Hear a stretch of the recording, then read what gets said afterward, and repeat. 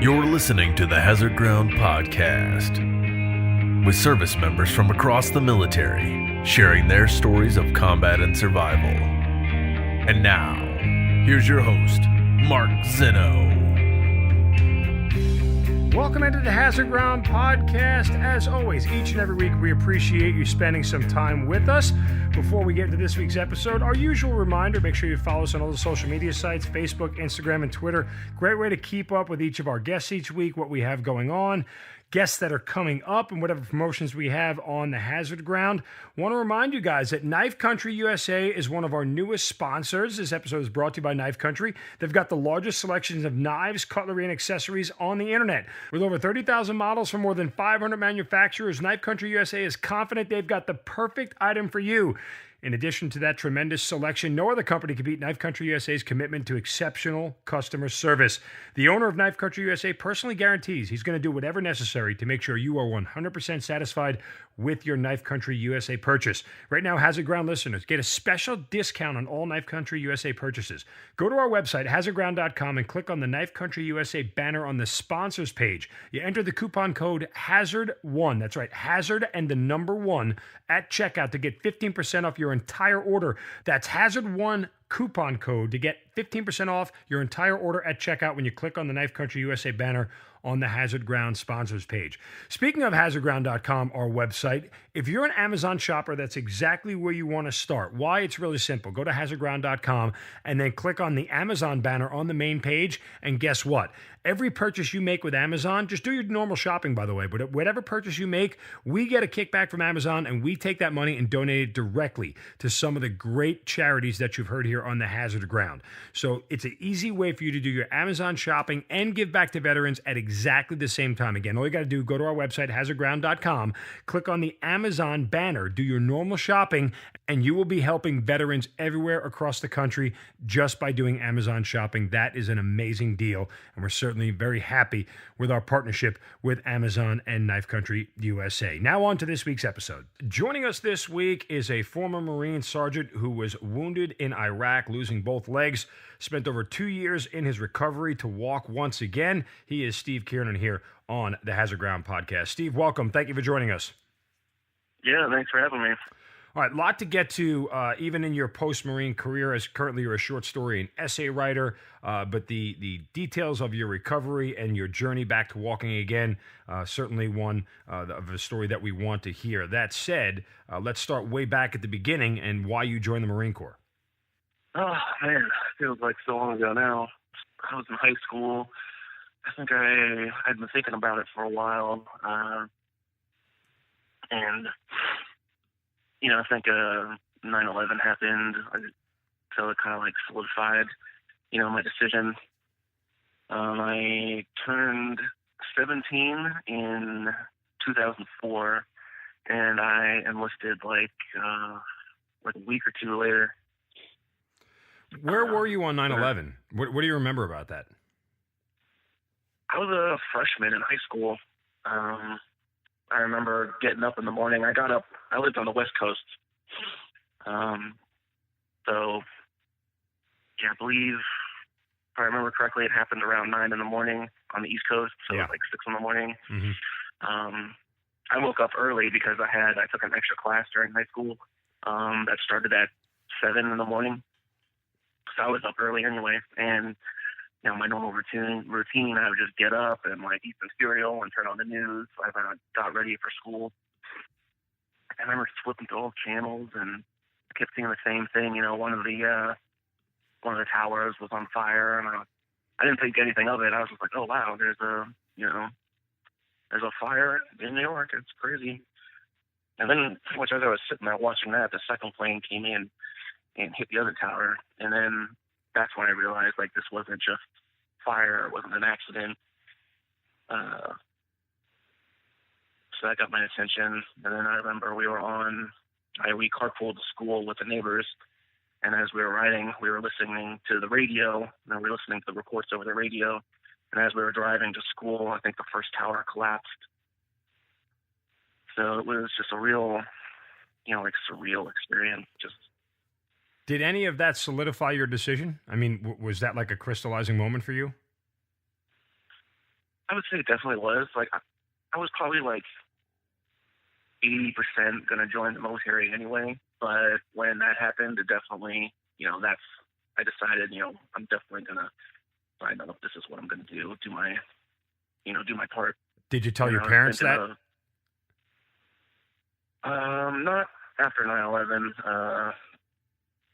They had always kind of known, like, I had this, kind of a normal kid fascination with the military, and, they knew my uncle was someone I looked up to.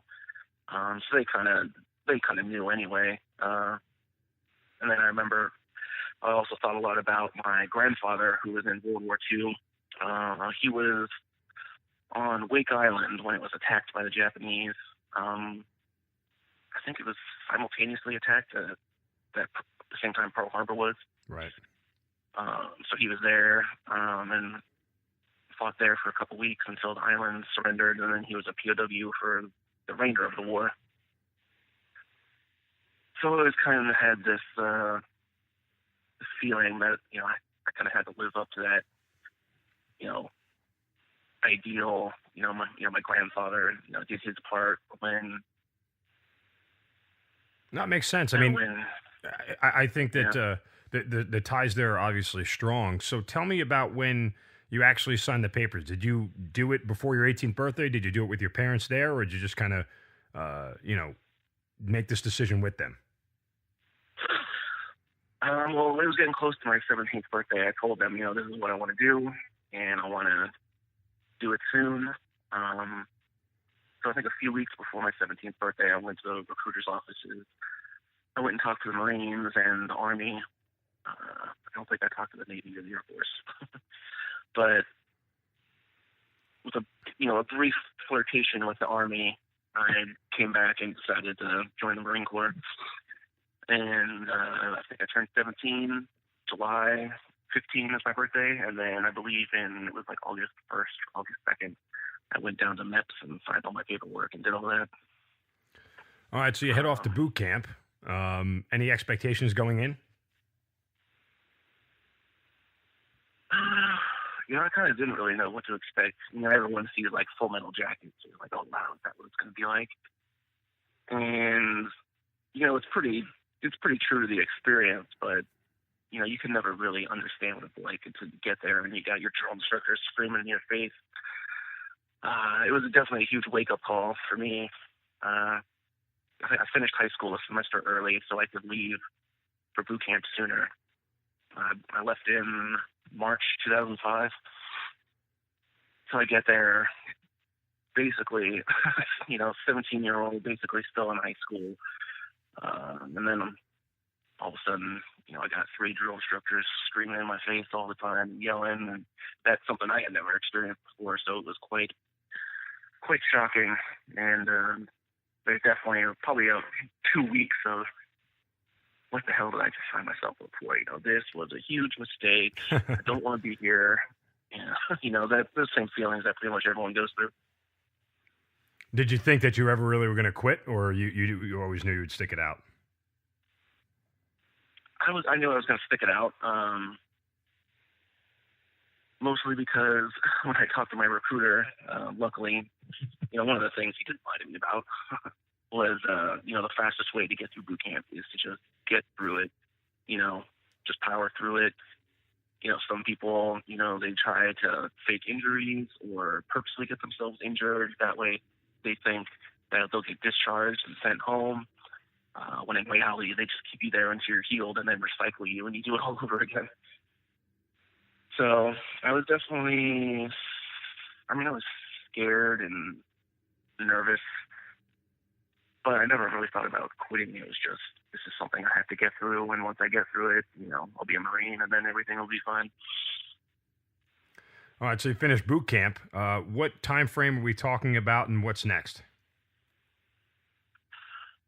See, I finished boot camp. Let's see, June. I think we graduated. Yeah, I graduated like June 1st, March, April, May. No, May. Graduated May. Of 2005? Yeah, 2005. Okay. Then we go home, on boot leave for like a week. You see your family, you get all your pictures and all I went to my high school graduation and got to wear my dress blues, so that was pretty cool. And then showed up to Camp Pendleton for School of Infantry because I was going in the infantry, and began training there, and that was about 2 months long. Right. Let me ask you real quick. When you went back to your high school in your dress blues, did your classmates say anything to you? Were they impressed? Were they like, "Why'd you do this?" What sort of reaction did you get? I think they were impressed. Before I left, a lot of people were like, "Man, you're never going to make graduate Marine boot camp. That shit's way too hard. You're not going to make it." Just because I was never like super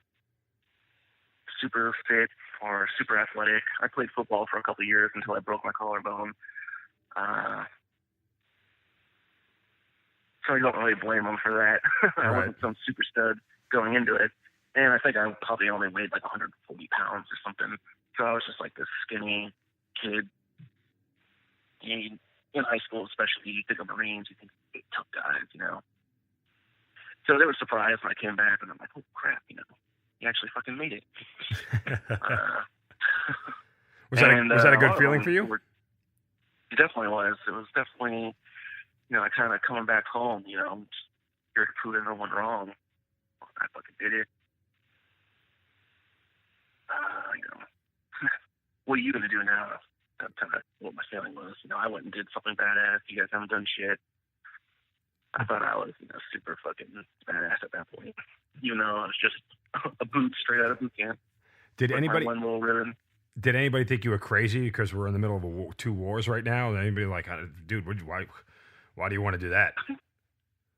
There was a couple people who did. I grew up in California, Northern California, so it's a pretty liberal place. We had students protesting the war in 2003 when it was going on.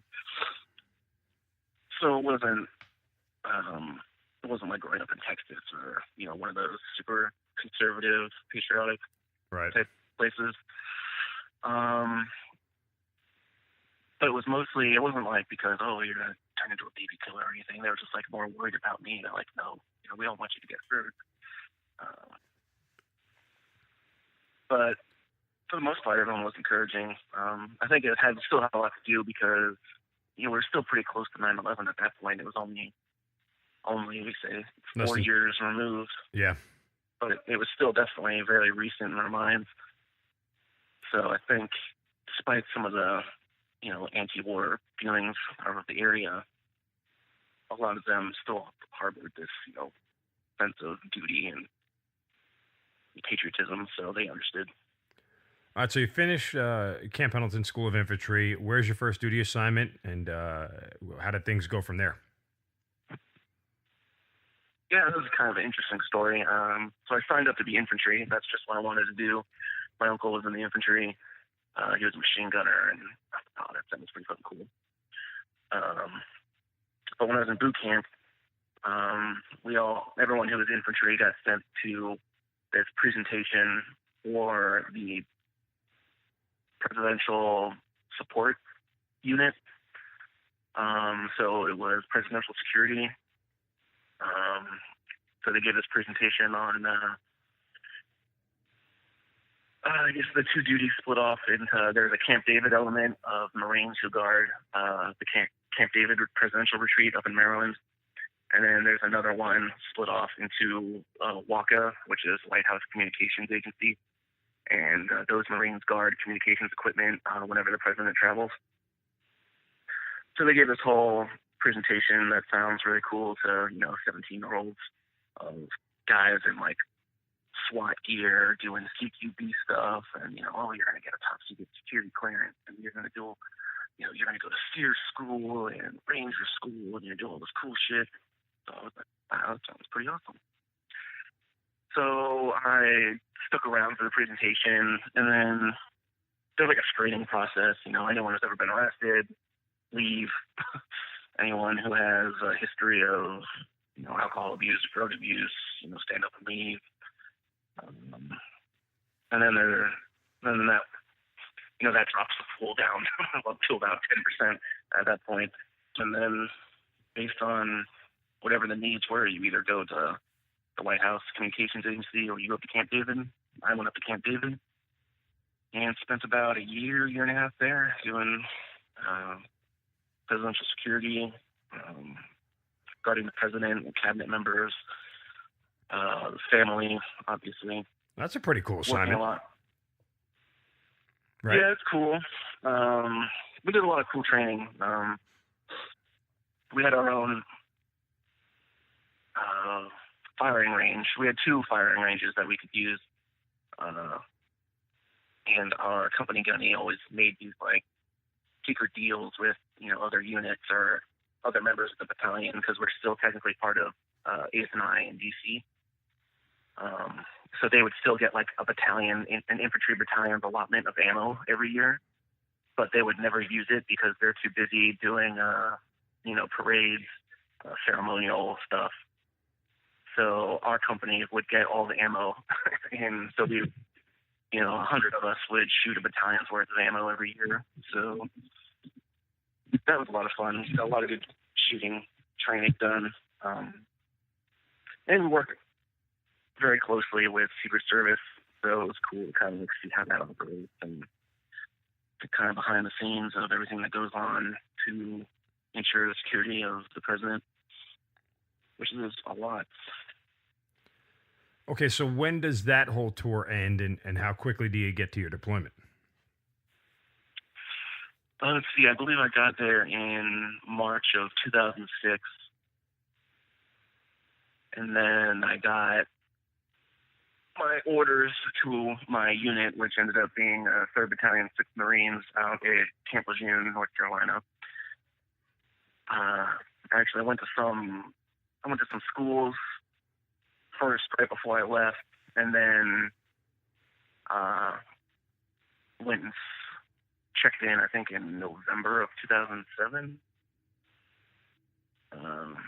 And then we deployed to Iraq in, I think, at the end of March 2008. All right, so that's pretty quick. When you went to Iraq, what was your mission? What were you guys told? Let's see, this is like right at the tail end of the surge. So we went to Fallujah. We relieved, we did the RIP with 3-5 who was there, and we took over security for the city. They had spread us out instead of living on back at Camp Abria, which is where our battalion headquarters was. They had our platoon split up in different police stations throughout the city.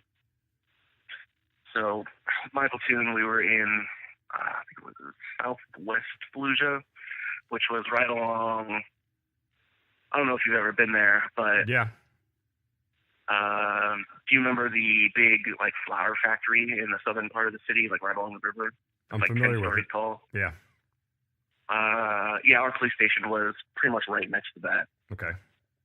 So we were close to the river and probably about 5 blocks south of Route Fran, which basically went east to west and cut the city in half. And we were responsible for patrolling pretty much the whole southwest portion of the city.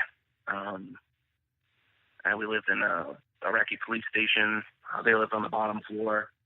We lived right up on the top. We would do joint patrols with them. Though there was a National Guard squad who also lived with us, they did more of the joint patrols. That was more of their responsibility. Though sometimes we would grab a couple IPs just to go on patrol with us. We didn't really have any set mission. It was just patrolling 2 to 3 times a day, walking around. We'd stop and conduct surveys of what people needed. How was the electricity? Are they getting water? Stuff like that. Right. And then we would also do raids at nighttime for usually looking for explosives or IED material, or we'd get word that there was a suspected high value target living here, and we'd go check it out. Usually we'd get there and there'd be no one there, or we didn't really find a whole lot. Later in the deployment, after I had gone home, my platoon found a huge weapons cache, mostly because somehow it had caught on fire and started cooking off rounds. So once the fire died down, they went to the building and checked it out, and they found just like dozens of, RPKs and Dragunov sniper rifles, thousands of ammo, hundreds of like mortar shells. I think there was a huge like surface-to-air missile that was in there. And it was right next to an Iraqi police checkpoint. So we found it pretty hard to believe that they didn't know what was in that building. Steve, you are just a couple of weeks into your deployment before you get injured. Tell me about the morning of May 4th. Is it a normal day? Is it a day that anything stood out as out of the ordinary? I mean, take me through the events and when you get up that morning before you head outside the wire. So I think we had been there for like just over a month. And we were just kind of just settling down, finally getting into the routine of doing the patrols.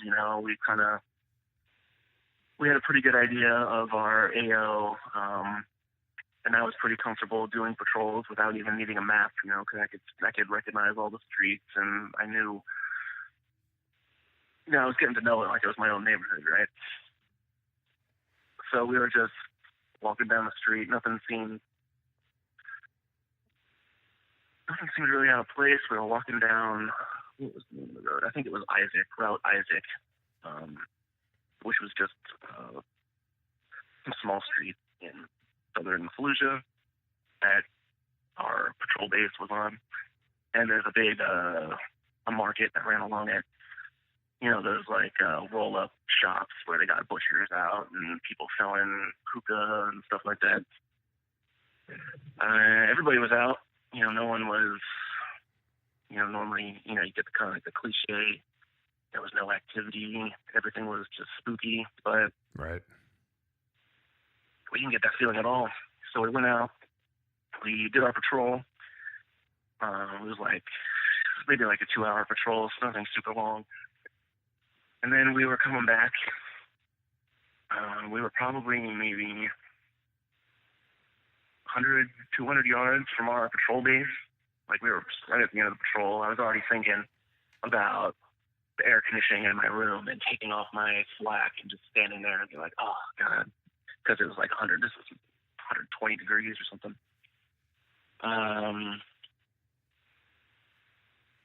Let me think. I remember walking around. I was on point,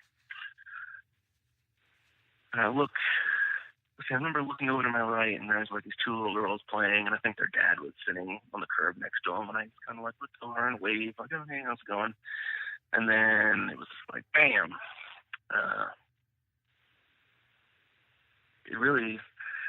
I remember it being super hot. Like it just got really hot, really quick. Like, I don't know, like all of a sudden you got put in a microwave and just turn it on. It felt like getting the wind knocked out of you, especially if I remember hitting the ground. I remember the wind coming out and just slamming on the ground and my chest hurting from, the concussion and my organs all bumping around inside me. And my legs were just like on fire. I thought I was on fire. And I looked down and then I could see they're all just like mangled. I think my right leg was bent. It was bent kind of up and towards me. And this really like corkscrew pattern, and then the shin bone was gone, and I could see like bone tissue and ligaments or whatever dangling out. Did that make you freak out? Yeah. I was like, holy shit, and then I looked down at I remember seeing my left foot. My boot had been blown off. I just remember seeing my white sock. I couldn't move that foot, but I could just see my white sock. So I'm like, I can't really move it, but it seems fine. I don't see any blood there. So literally, you had your boot blown off you. Yeah.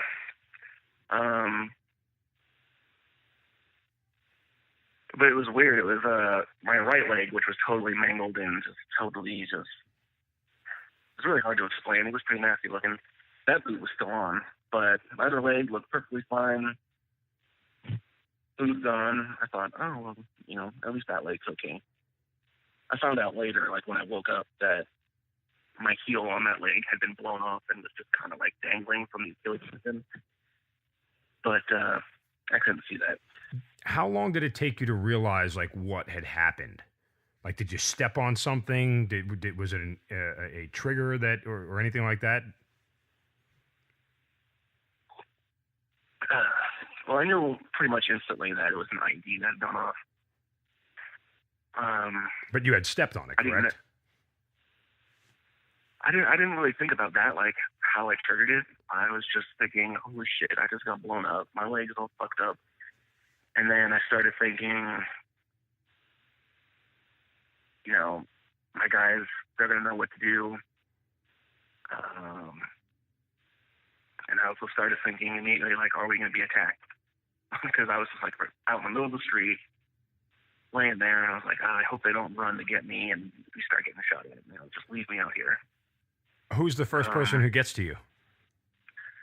First person who got to me was my buddy Evan. I think he was right behind me in the patrol. He got to me really quick. It was actually kind of funny. I even though I saw my leg, it still didn't like register like how serious it was. But he ran up, and I remember looking up at him, and he was just like, he stood there for a second and was just like, holy fuck. Just like, and I was like, oh great, I guess I am fucked up now. I was going to say, it doesn't really inspire a lot of confidence at that point. I know. I saw it. I got a little worried right there. All right, so what else did he say to you after that? Then he dropped down right next to me, and he's like, you're going to be fine, man. Don't worry about it. And he started pulling out my IFAC, getting all the bandages out, calling for the corpsman. So he was there. He was just, you know, it was like such a mess, really, especially with that one leg. As he starts working on you, what are you thinking at this point in time? Do you feel like better? Are you at ease? Are you in shock? At this point, I'm still a lot of pain, so I'm mostly just like focusing on the pain, and I'm just like pissed off.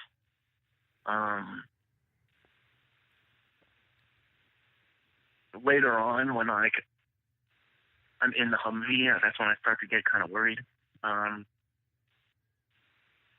But anyway,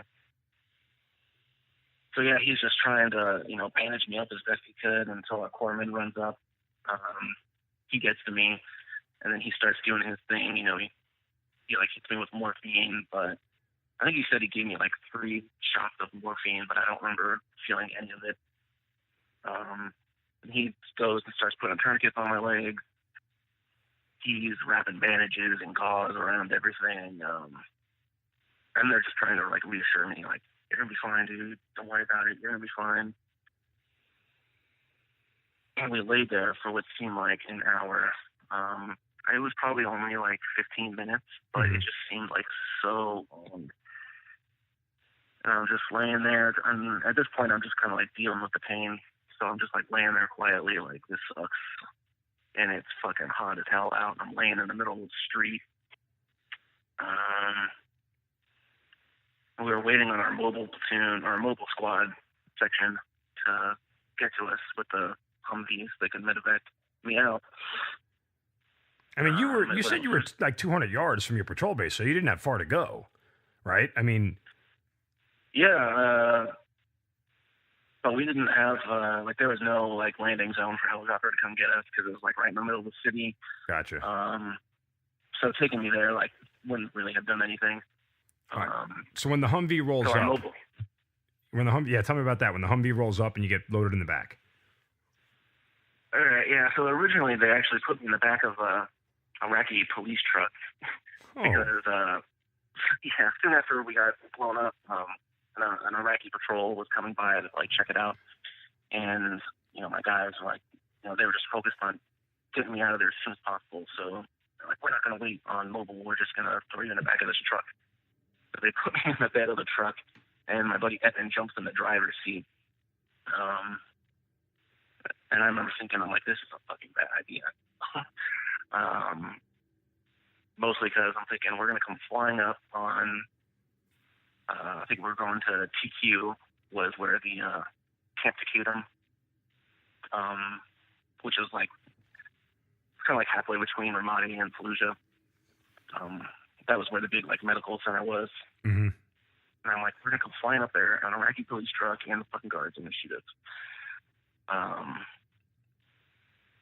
But almost as soon as we were about to pull out, Mobile pulled up with the Humvees. So then they pulled me out and threw me in the back of a high-back Humvee. And then they pretty much hauled ass. Like, they were actually driving so fast that one of the Humvee's engines, like, just gave out and died. So they just left it. They left, the guys in the Humvee, they stayed with the Humvee, which also had our battalion legal officer was with them for some reason. So our JAG, I don't know why, but he was there. Just happened to be on the patrol that day. So you said before that you were in the Humvee, and that's when you started to get a little bit uneasy. What was going on that made you uneasy? Well, we got in the Humvee. It seemed like the guys around me were getting a little bit more desperate. I think I was bleeding a lot. They couldn't quite stop the bleeding, and just because the way the wounds were, it was hard to get them all bandaged and covered up. I think they tried to tighten down the tourniquets on my legs, and one of them actually broke because they tightened it too much. And then we were bouncing around in the Humvee, and my doc couldn't get an IV in my arm. So he had me drink the IV, which really? I don't think, it tasted so bad. Oh. Because, he couldn't get it into my arm, so he just gave it to me somehow. He was doing something. He was doing his best, So I drank it, and it was just so gross, I wouldn't recommend it ever. And I remember getting really... Go ahead. At that point, I remember getting, like, cold because I was losing so much blood, so I was just, like, freezing. I started getting drowsy, and my eyes were, falling asleep, and Evan, kept, like, smacking me, like, stay awake, man. So that's what I was thinking about. I'm not sure I'm going to make it through this, like, I'm going to bleed out in the back of the Humvee. At what point do you end up like passing out? Like, do you remember actually getting to the medical hospital, or was it in the back of the Humvee? Yeah, I managed to stay conscious the whole time. Oh, really? Yeah, they did a good job keeping me awake. They talked about using quick clot on my wounds, and that kind of like perked me up because I know that shit fucking hurts. And I was like, no, I'm fine. Don't do that, I'm fine. So then they didn't do it, luckily. And it was just kind of like a crazy mad dash. They get the TQ. The one of the Humvees died, so they just left it, and the guys had to sit there by themselves for a couple hours until someone else came. And then somehow there was like traffic, and someone had to slam on the brakes, and our Humvee ended up slamming right into the back of the Humvee in front of us, so everyone kind of like fell on top of me. But we eventually make it. We get into the hospital. I remember being carried in. They dropped me on the bed. Then immediately all the doctors and nurses there's like 4 or 5 of them, and they're just cutting off all your clothes. They're talking to you, trying to get your name. They're asking me to wiggle my toes, and my big messed up leg somehow, it's all bent back, so my foot is actually, really hovering over my stomach instead of down near my feet where it's supposed to be. And I could still wiggle my toes on that foot. I remember that. Like, wow, was that strange? Yeah, so I thought, maybe it's not that bad. I can still wiggle my toes. That's fine. And then I tried to wiggle the toes on my other foot, which I thought was fine, and I couldn't do it. And that's when I kind of realized, like, oh, that leg's probably more messed up than I realized. So then they're doing all that, and then I kind of look over to my left, and I see another one of my Marines being operated on the other table. And I was like, holy shit, what the hell? I thought I had been the only one who had been wounded. But one of my saw gunners, he had his arm had been snapped in half. So like his forearm kind of like broke in the middle, and his arm was just kind of flopping around, like his hand and wrist. Kind of like, I don't know if you've ever seen that Harry Potter movie where they remove the bones in his arm and it just kind of flops around really weird. That's what he said it looked like. And then I guess later on I found out that I think they had used an old mortar shell and dropped it in a garbage dumpster, and that's where they hid the IED. And then I think it was remotely detonated by someone. So when it blew up, either the dumpster or a big piece of it blew off and hit my buddy, my saw gunner. His name is Sam. Hit him right in the helmet, and it snapped his Kevlar helmet in half. Somehow it didn't knock him down, though. Like, he was still standing, but he was really dazed and out of it with a bad concussion, and his arm was all messed up. But I didn't know that. Like, I saw him, and I saw like his eyes closed, and I thought he was hurt really bad. So I just started like calling out for his name, like, Sam, okay, what are you doing? And then that's when I think the doctors put me out. And can't remember. I think I woke up in Baghdad like a day later.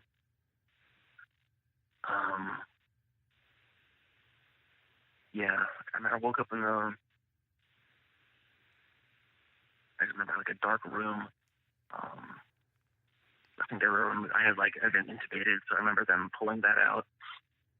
And then I was just asking about Sam. That's all I wanted to know. I was like, "How's Sam? Where's he at? Where is he? Is he okay? Is he okay?" And they wouldn't tell me anything. So I was getting really worried. And they were trying to do a bunch of stuff. They're trying to like change my bandages, and, whatever other nurse doctor things they were trying to do. And I remember at one point a nurse came in with a phone, and she's like, "Your mom's on the phone. She wants to talk to you to make sure you're okay." And I was like, "I don't want to fucking talk to her. All I want to know is if Sam is okay." So eventually, after, I don't know how long, but after me just, complaining, they finally brought him into the room, and he walked in. He seemed fine at that point. His arm was all wrapped in a sling. He's like, "Hey, I'm okay, man. I'm doing all right." So then I calmed down. I was like, all right, that's fine. Did you end up talking to your mom or no? No, I don't think I talked to her until I got back to Bethesda Naval Hospital in Maryland. Did you ask any of the doctors at that point in time what the status of your legs was? When I woke up, I saw, I could look down and I could see that they had amputated. Oh, they had already cut them off. Yeah, I guess when they got me to TQ, they were both just too damaged to even try and save at that point. So they just amputated as little as they had to, and then sent me to Baghdad. Was that like a freaky sight when you look down and you're like, okay, my legs are gone? I don't know. Like, I didn't freak out. Like, I remember looking down and saw they were gone, and I was just like, all right, my legs are gone. And I just kind of accepted it right there. Like, I didn't dwell on it. It was just, there's nothing I can do to change it. So right. So what happens next? How long are you in Baghdad before they evac you out? I think they just kept me there for a day. Then I believe they put me back out. They put me to sleep. And then I woke up, I think a couple days later in Germany. Okay. And when you wake up in Germany, you're like, now where the hell am I? Like, what are you thinking and feeling? Yeah, I kind of got, when I woke up, I think there was like a Marine liaison who was there, and he kind of explained, "You're in Germany, you're going to fly out to back home in the United States tomorrow.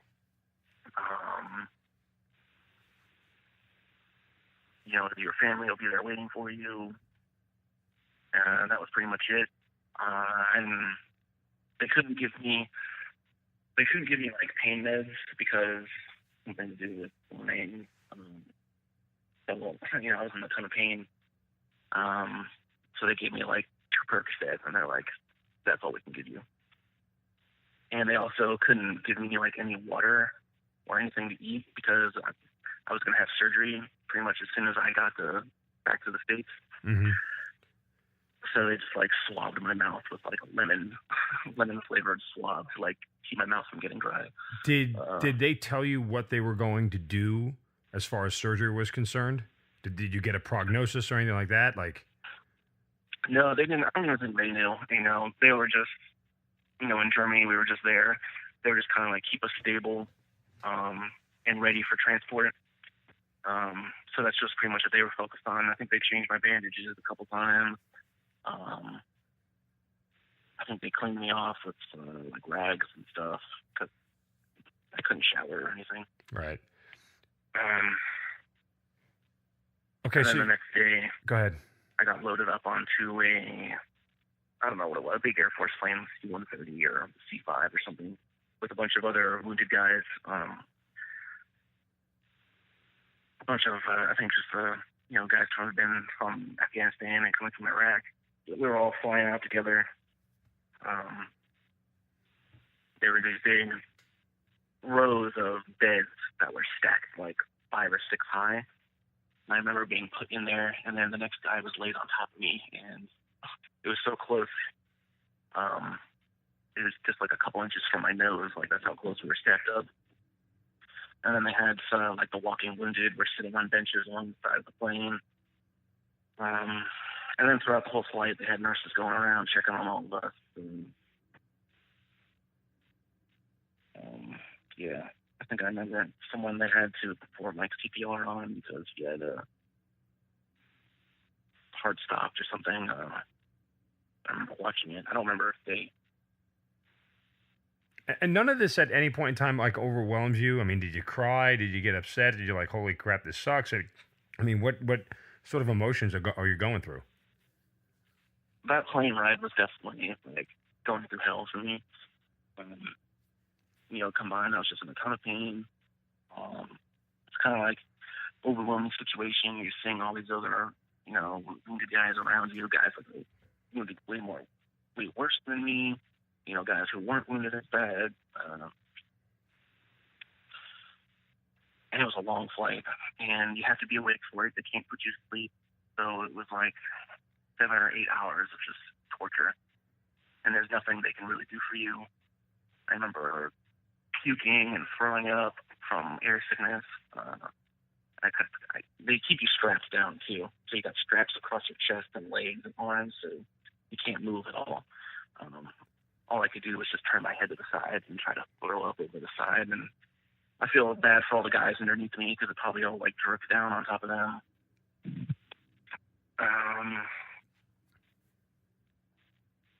Yeah, it was.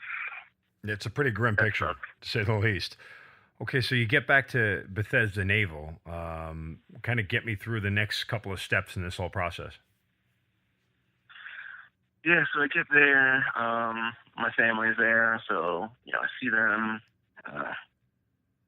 My then girlfriend, who she's my wife now, but she was my girlfriend then. She was there as well, so I got to see her, which was cool.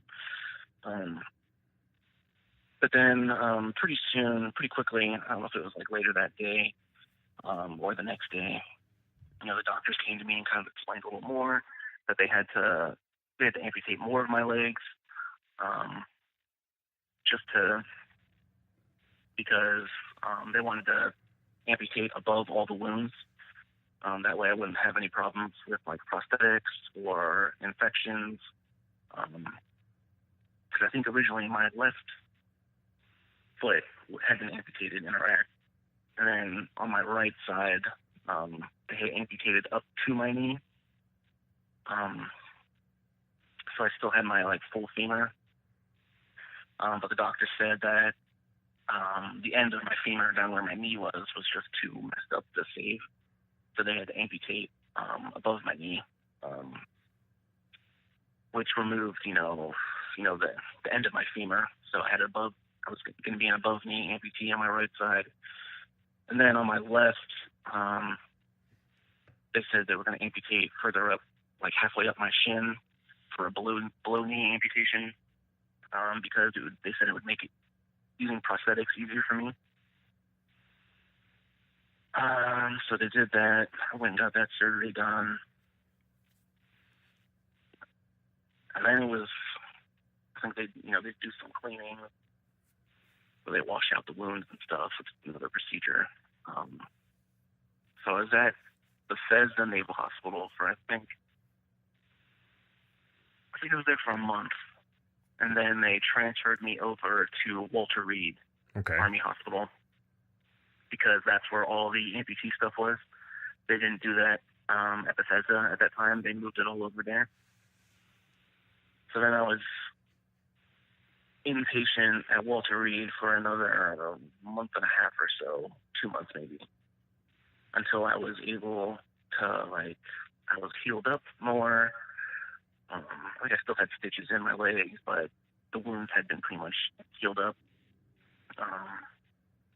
So once that was, under control, then they moved me over to the patient barracks where all the patients lived, once we got discharged from being inpatient, which was used to be an old hotel on the base called the Malone House. But they just got so much overflow of patients that they turned it into patient housing. Mm-hmm. So it was, you're living, it was just like a normal hotel room. And that's where then I began all my physical therapy, and I lived there for about 2 years until I got medically discharged in June 2010 is when I got retired. All right, so give me the rehab process and getting fitted for prosthetics and everything else, and finally until you get to take those first steps again. Yeah, well, for the first couple months, you're kind of building up your core strength a lot and just rebuilding yourself, because being in the hospital and after your body going through so much trauma. I lost all my muscle mass. I was basically just skin and bones. Combining, all the weight I lost in muscle and then my legs being amputated, I think I was maybe 98 pounds. And I used to be 160 pounds. So you're really just kind of rebuilding yourself, trying to build up strength again and your endurance. And also, your center of gravity shifts. Normally for, if you got your full limbs, your center of gravity is down near your waist. Right. But when you have your legs amputated, it's more up in your chest. So for a month, I would try to sit up, and then I would immediately just fall back down. I couldn't even hold myself up for about a month until I was able to build core strength, and then I could get my balance down. So after a couple months, your strength training and building up your core, getting used to the balance, you're also letting your legs heal. They swell up really large. I think my calf on my left side, it had swelled up, so it was about as wide as my thigh. So you have to wait for all that swelling to go down before you can get fitted for prosthetics. Right. Which for me was, I think it was about six months. Actually, no, I think it was quicker than that. I actually healed up. I got lucky. I didn't have any infection. The doctors in Iraq were really good about cleaning out all that stuff. So I didn't have to deal with infection, which is a huge problem for a lot of guys. A lot of guys, they'll show up as, they only had their feet amputated. But because of infection, they end up having more and more amputated. So, they start as below the knee, and then they end up above the knee. For me, that was not a problem. So I got blown up May 4th. I want to say by August, was when I got my first prosthetics. And my mom was there. She ended up staying with me for about 6 weeks, living with me and taking care of me, which was really tough on her because she had to, leave her job for 6 weeks. She wasn't making money and still had all these bills to pay. but the Semper Fi Fund, which is an organization that helps out, wounded Marines and their families. They really helped her out a lot and helped pay for her bills and air travel, so she was able to stay with me. Right. So I've always been pretty thankful for them for that. It was also kind of funny because about a year before, once a year they do the big CFC campaign, right? Right. And everyone donates part of their paycheck to something. And I remember I donated the Semper Fi Fund, and I donated probably I'm going to donate $200 because I think I just got promoted to corporal. And I was like, I got a bigger paycheck now, so I want to, give back. Not knowing that less than a year later, I would be using, that same organization to help my family out. So she stayed with me. My prosthetist, she's awesome. I still go to see her now. She's still works there. She didn't know how tall I was before, so she just kind of put a random setting. And I remember standing up. I think I was probably 6'5", and I had only been 5'8" beforehand. Right. So I was like a giant. I was like, holy shit, I'm huge now. I kind of felt like standing on stilts. So she's like, oh, no problem. And she lowered him back down. But that first session, it was just, you're kind of in parallel bars. And you're just checking to see that they fit properly, that there's not a lot of pain. And I remember just being, super excited. I'm up, I'm standing up and walking around again. This is awesome. This isn't too bad. I can deal with this. So it was really encouraging. But still, I had a long way to go before I was walking without any kind of assistance, or without crutches, or without cane. I still today get, discomfort when I'm walking. So it's still a constant process, but at that moment I was like, I can do this, this won't be too bad. Were you wrong in that assessment? I mean, has it been bad or has it been good? I would say mostly good. There's definitely been setbacks. I had some extra bone growth that had to get cut out. So that set me back a few months. I had to get surgery again, and then you got to wait. It's like starting the whole process all over again. And that really sucks. That's what really hurts a lot of guys that will read. Guys, they've been up and walking around for a few months, and then all of a sudden, they're getting a lot of pain, or they injure themselves, and then they're told, we got to go do surgery, and then you got to start over. It's really like a huge gut punch. It's almost like getting recycled in training, you've made it so far, but then all of a sudden something bad happens and you got to get recycled and do it all over again, So there's been ups and downs with that, but for the most part, I can't complain. All right, so where are you now? I mean, how are you doing with your rehab, and is it all complete? I mean, do you lead a fairly normal life by your own standards? Mostly. I still deal with a lot of chronic pain, mostly a back injury. I'm not sure if it's a result of my amputations, or if it's, just from, spending 4 years in the infantry, humping around, carrying heavy packs and stuff. So I deal a lot of discomfort. And then my legs, I still deal with phantom pain and phantom sensations, which is really more annoying than debilitating. Right.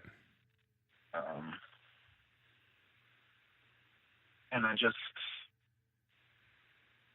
I went several years without seeking any kind of mental health assistance, until after a few years it started to catch up with me. I was having panic attacks. I couldn't sleep or get to sleep. So that I finally, kind of admitted that I had a problem and I needed to go, take care of it. So I finally took an appointment with the VA for mental health, and Where are you with that now? luckily, I think I've been doing. They put me on medication, which helps with anxiety, which has been really helpful. I think in the year and a half I've been on it, I've only had like one, maybe two panic attacks, whereas before it was like a weekly thing. It was so bad I couldn't even drive.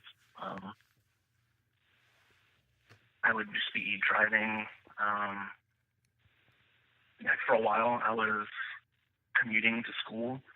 So I was living in Fredericksburg, Virginia, but I was going to school in Charlottesville at University of Virginia, which is about an hour and a half away.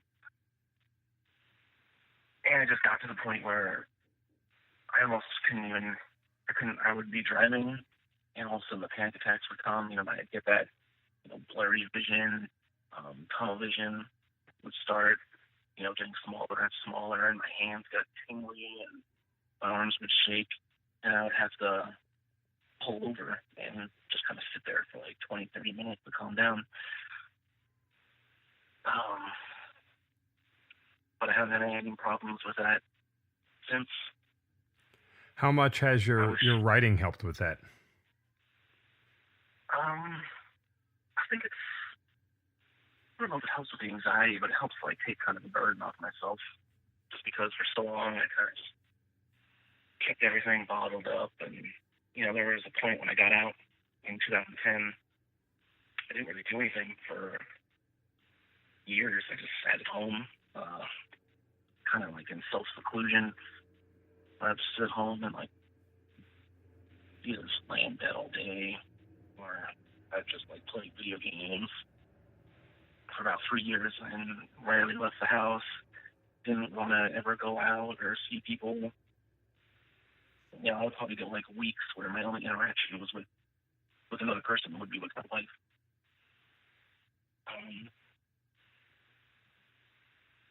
So that went on for like probably 3 years until finally she was like, you know what? You need to fucking do something. You need to go to school.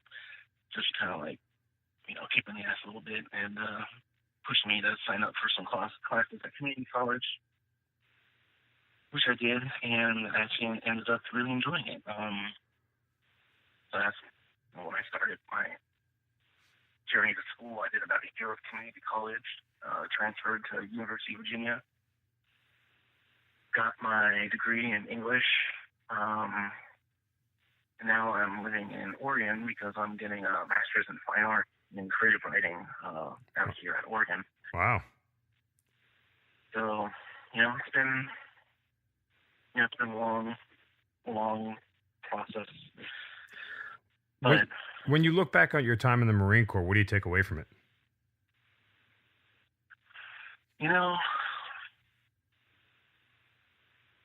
A lot of people look back with like nostalgia at it. I don't really look back and think, oh man, I wish I could just be back in the old days. I had a lot of fun in the Marine Corps.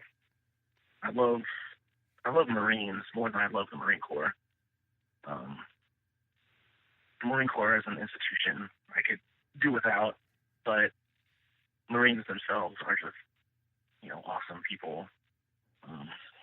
Even the scumbags, there's a lot of those. But, you got your platoon, you got a group of guys that even if you hate each other or disagree with each other, you would do anything for each other. Right. I do kind of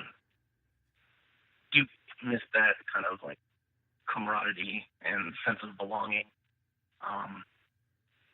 That was definitely something I still miss. So I've been able to find a new outlet for it, with my writing. In my undergrad, we had a small writing program, and it was a small group of us students, and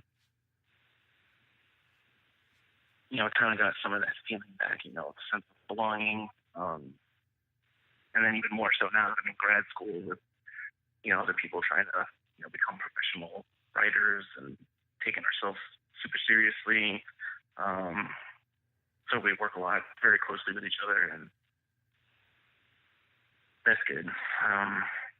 When I was sitting at home by myself, I guess I was kind of feeling sorry for myself, even though I didn't think that at the time. Looking back, that's what I realized I was doing.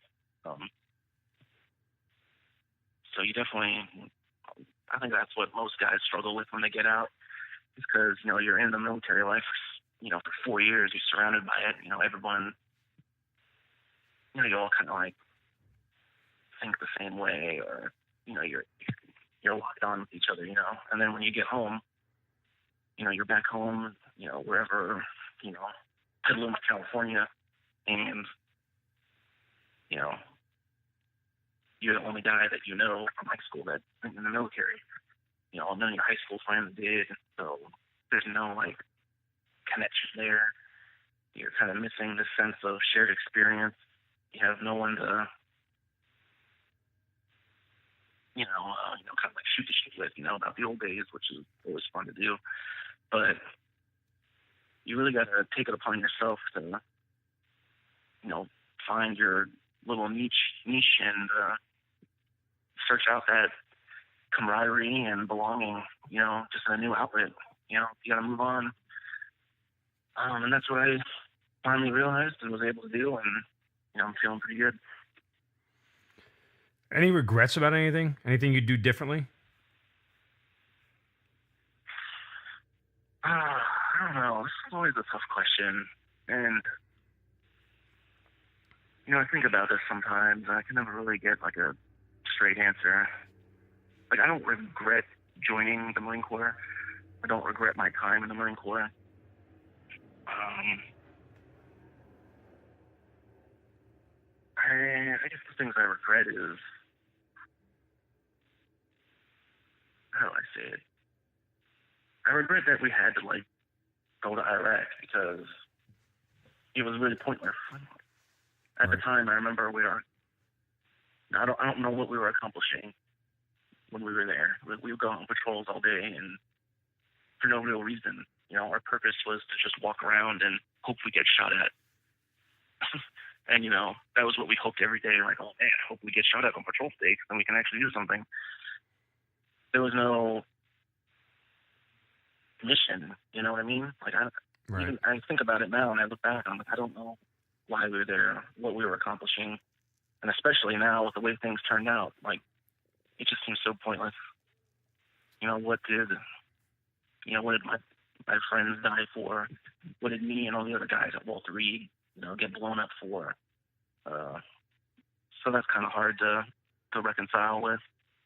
But even then, I don't regret my time in the military. I wouldn't be where I am today had I not joined the Marine Corps, because in high school, I just hated school. I wanted nothing to do with it. I wasn't the greatest student. I think I still managed a 3.0 when I graduated, but, I wasn't, I would skip class and I would not turn in assignments all the time. But so I was like unmotivated, had no self-discipline. And the Marine Corps, turned that around for me, realized that, I actually can accomplish things if I want to do it. So if I hadn't had that, ass kicking in the Marine Corps to teach me that, I don't think I ever would have gone to college. I, wouldn't be writing today. I don't know what I'd be doing. So it's kind of hard, It's just. Do you ever think what your life would be like if you had still had your legs, if you had survived the deployment, without any injuries or anything like that? I do. I think about it all the time. Like, especially in like the early days, the first few years after I got blown up, I would just run through all these different scenarios in my head. Like, if I hadn't been blown up, or maybe if I'd only like been wounded a little bit, but not seriously, how it would have been different. I was actually planning on re-enlisting. I had already talked to our career NCO about, re-enlisting. I wanted to go back to California and go to Camp Pendleton. So I would, I'd think of these scenarios like, if I hadn't been blown up too bad, I could have re-enlisted. I could have still been a Marine. I probably would have gone to Afghanistan. But then I think, well, if I did go to Afghanistan, there's probably a good chance I would have been blown up anyway, or I would have been, killed like some of my friends were.